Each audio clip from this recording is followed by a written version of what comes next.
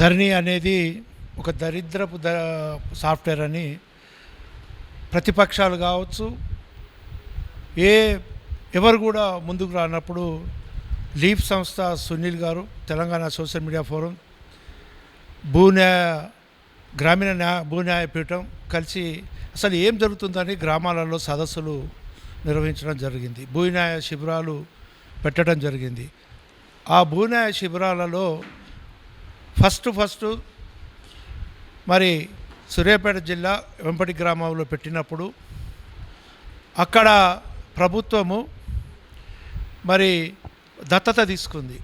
Zero భూ సమస్యల గ్రామముగా వెంపటిని మేము తీర్చిదిద్దుతామని తీసుకున్న ఆ గ్రామాన్ని ఎన్నుకొని ఆ గ్రామానికి పోవడం జరిగింది.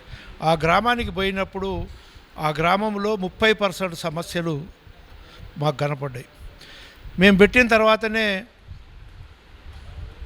చంద్రశేఖరరావు గారు వారి కాన్స్టిట్యున్సీ దగ్గర ఒక ఊర్లే మేము పెట్టినట్టే సదస్సు పెట్టినప్పుడు అక్కడ కూడా ఒక 30% రైతులు భూ సమస్యలతో వచ్చారు.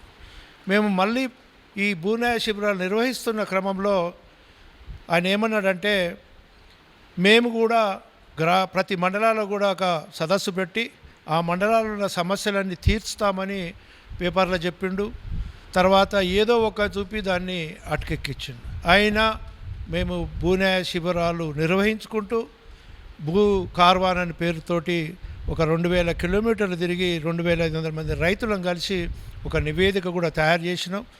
కాంగ్రెస్ వారికి కూడా భూమి మేనిఫెస్టో ఎలా ఉండాలని చెప్పి మరి బషీర్బాగ్ ప్రెస్ క్లబ్లో మేము దాన్ని విడుదల చేయడం జరిగింది.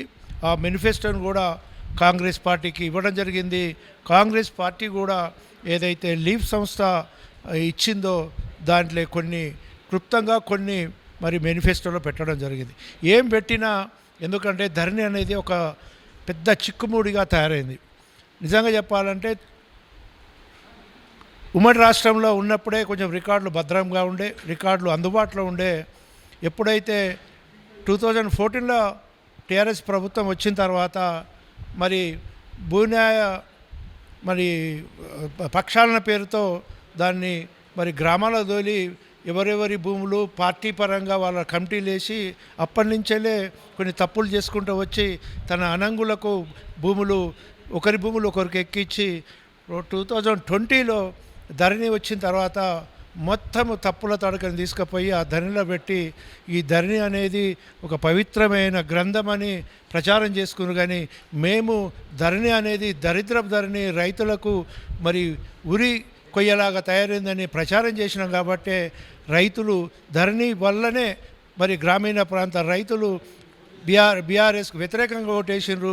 ధరణి అంటే ఏందో తెలియని పట్టణ ప్రాంతాల రైతులు మాత్రము మరి బీఆర్ఎస్ని గెలిపించిందని కనపడుతుంది. బీఆర్ఎస్ ఓడిపోవడానికి కారణము ధరణి అనేది మాత్రమే పక్కా చెప్పగలుగుతున్నాం. ఈ ప్రభుత్వం అయినా కూడా ఆ సమస్యలను తీర్చి మరి ధరణి మరి తప్పులు లేని ధరణిని మంచి చట్టాలతో రూపొందిస్తే రైతులకు మేలు జరుగుతుంది. మళ్ళీ కూడా కాంగ్రెస్ పార్టీని ప్రజలు ఆదరిస్తారని నా అభిప్రాయం.